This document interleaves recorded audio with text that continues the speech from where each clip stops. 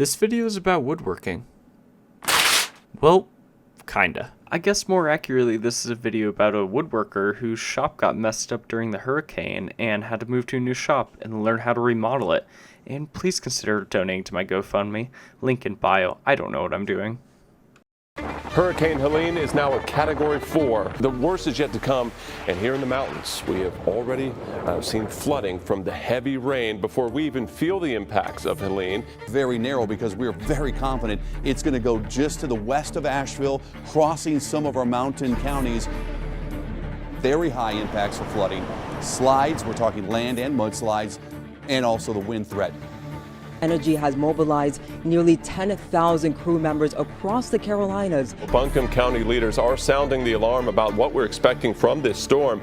Historic flooding is anticipated right along the French Broad and the Swannanoa rivers, and they are asking everyone in the Fletcher and the Biltmore Village areas to go ahead and self-evacuate and take this storm seriously. Historic crest expected. We're talking more than 10 feet above the current record crest on the French Broad in Fletcher. Expecting that crest Friday afternoon around 30.5 feet. That's mind-boggling.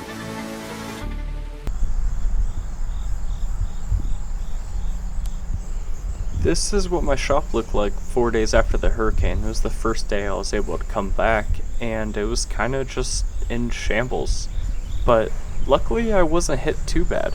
Right there was my spray table that had a bunch of spray equipment, and as you can see, it is gone.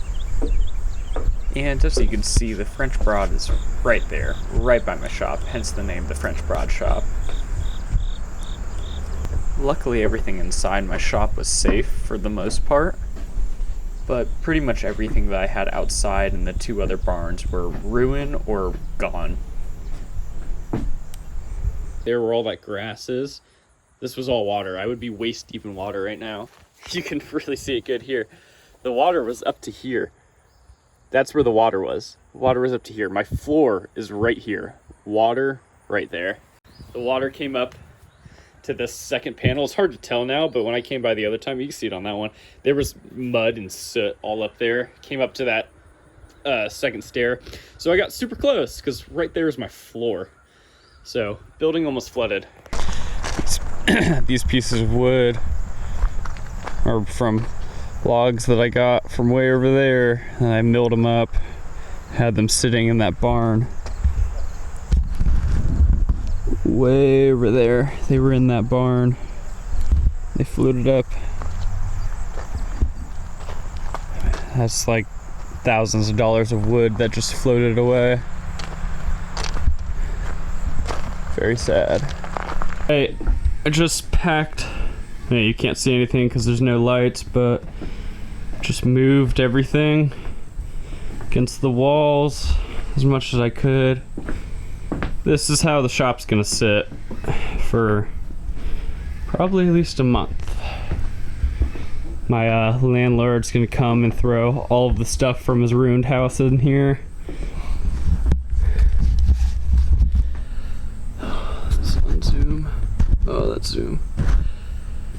But yeah, so closing doors for a while. Guess I'm gonna go do something. I don't really want to work for anyone. I don't know what I'm gonna do. Going to probably try to start a GoFundMe. Try to edit all the footage I have. Try to post a bunch of videos. Maybe I can get some support through that. That's the only plan I have. Hopefully I can get some disaster relief money. I don't have insurance, so oh, you can't see anything when I do that. Don't have insurance, so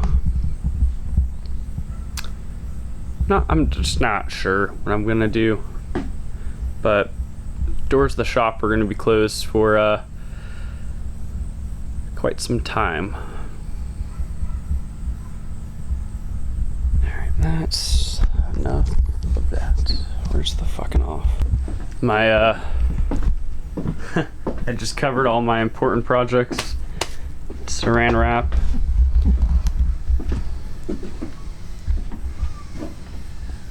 I just feel like I'm gonna throw up.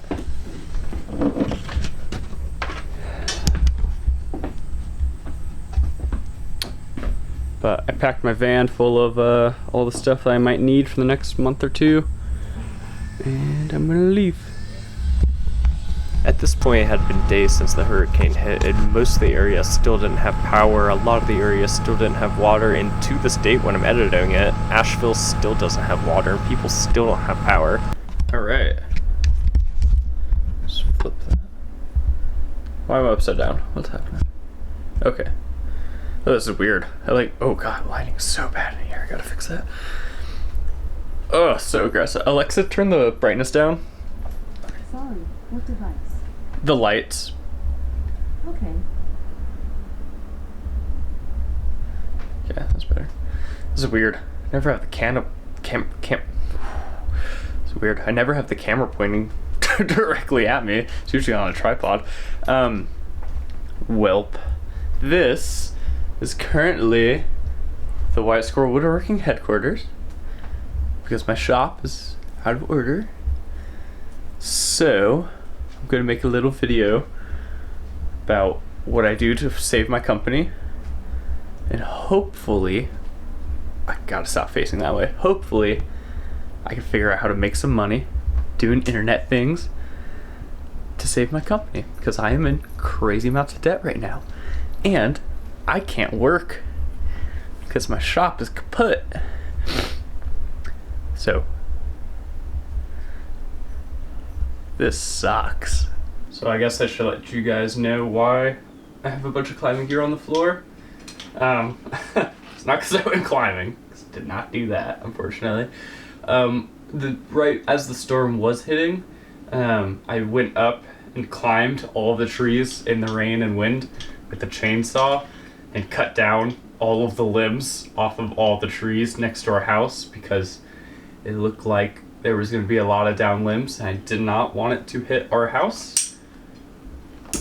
Then that night, I promptly decided I was going to leave my parents' house in Brevard and drive to Asheville, which was a horrible decision. Residents all over Asheville are nervous. Thousands remain tonight without power, and there's anxiety building over basic supplies. Which was a horrible decision because Asheville got hit like 3 times as bad. This is what unfolded on downtown Asheville's main road, Biltmore Avenue, at the Citgo, the only station we found in town with electricity. A line of drivers waiting, parked, one after the other to get gas. They still have no power, they still have no water, they still have no cell service. I've seen pictures, I've talked to a number of officials, 10 to 12 officials in Western North Carolina. It is awful out there. I've heard a comparison like Tropical Storm Fred was a puddle compared to what is happening right now. And I got trapped there because all the highways closed and there was no water. We had a little bit of food. Everywhere it was just covered with running water. As we're trying to get to downtown, this is what we found here on Hendersonville Road. It basically looks like a huge lake. A lot of people have come here to take a look firsthand for themselves. And as we came from Long Shoals Road, we first came upon that flash flooding up there. The lights are not working. People are going through that water. Of course, that could be very dangerous. And then the results of ending up in water like this is what we see right here. I got trapped there for 4 days with a couple other people in a small apartment, which was actually fun because they were all my friends, but we had no cell service, so I had just no communication with my family for 4 days, which that was really stressful because they live here in Brevard, and I assumed Brevard got hit worse than Asheville, because in Asheville we were watching buildings floating down the river and crazy stuff. I'll splice in some footage that I've got. So this is some actual footage that we took from New Belgium, and the apartment that we were sheltering in place in is right above New Belgium. And New Belgium's a really big brewery right by the River Arch district, and this is a semi-truck getting crushed by a bridge because of the crazy flooding of the French Broad. There was trees down everywhere. You could not go down a road without there being a tree down. There was houses left and right that had trees on top of them. And here's another actual photo that we took while we were walking around looking at the damage. And after 4 days, I was eventually able to leave, and I came back here, and Brevard was not in that bad of shape, honestly. Somehow the storm completely missed us. We had bad flooding, but we still had power and water, and the grocery stores were open, which that's not the case in Asheville still. And I went to check out the shop. The shop missed being flooded, ruining all of my tools by 6 inches. I'll cut to the clip. I actually filmed. You could see the water line, and my shop was right here. Thank God my shop was on stilts. So you're probably asking, well, why can't I open up my shop if the shop's still there? It did not get swept away. Well, a lot of my stuff did get swept away. I had a couple $100 worth of stain, a couple tables, a couple pieces of wood. Actually, a decent bit of wood just kind of up and floated away. But that's not that big of a deal. The real reason is my landlord's house, which is next to my shop, got 5 feet of water.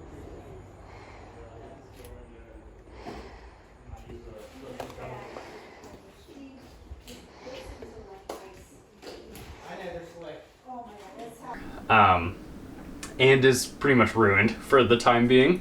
So he's moving into my shop, and he's going to store all of their valuable stuff that they don't want to get ruined during the reconstruction in my shop, in my barn. So now I don't have a shop. Still have the tools, don't have the shop. So I'm going to try, because it's going to be a couple months before I can open back up that shop, I'm going to try to get a new shop. But to do that requires a lot of money. Raise another $5,000 to $10,000 to then be able to move into a new shop.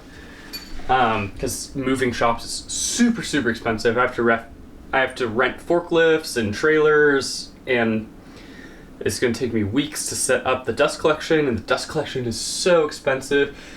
All that piping is not cheap at all. And I have to find a new spot, that's gonna be difficult. So basically I'm at a point now where I got about as lucky as I could be, but I have no way of making money. Might have to go get a real job. But even if I have a real job, I'm gonna keep doing this job. Which that sucks. Because I don't want to lose all my tools. I don't want to have to sell them. I want to reopen at some point. So at this point, everything was looking up for me because I had found a shop. But I signed a lease, paid the deposit, and then a couple weeks later I came back to the shop to start moving my stuff in, and I realized how badly damaged everything was, and it was going to need a pretty much total remodel. All the electrical was out of whack, the ceiling, as you can see, was completely damaged in the storm. 4 of the walls were really damaged and needed to be completely demoed, the framing had to be redone, and I had to redo all the drywall. So I have a shop, but I still can't open. But I still really like this shop. It's a communal working space, the other people are great, the owner is great, everybody's super nice and they're willing to work with me, and they're okay with me remodeling everything. They even exchanged me free rent for all the labor that I'm doing. Even with all that, it is still a ton of work, and it's going to be so much more expensive than I thought. I have to completely redo all the lights, I have to redo all of my ducting, I have to run power to all of my tools, and I have to redo all of the power that was already there, because all the outlets in the entire shop were on one circuit that was shared with the neighbor who's a glass blower. So if I don't want to blow the circuit regularly, I just have to redo literally everything. And very naively, I thought this whole demo was going to take a week or two, maybe, and I would be moving in and have all of everything back together within a month. And it's been over a month since I signed the lease, and I am still not moved in. I actually just finished the demo today. And I've actually already spent over $6,000 just redoing and moving everything, and I literally haven't moved in yet, and I haven't redone my dust collection or most of the power. But that's okay, because I am more motivated than ever, and I love my business. I love the fact that I'm able to have a business. I love that you guys are supporting me, and people are actually starting to watch my videos. I'm starting to get sponsors and stuff, and I really can't complain. I live a great life. I'm happy. I'm healthy.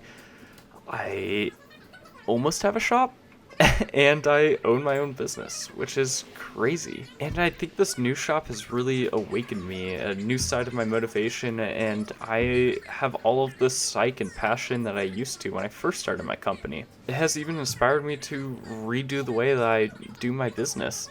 I'm pretty much changing everything in this new shop. I'm going to start from the ground and make everything better.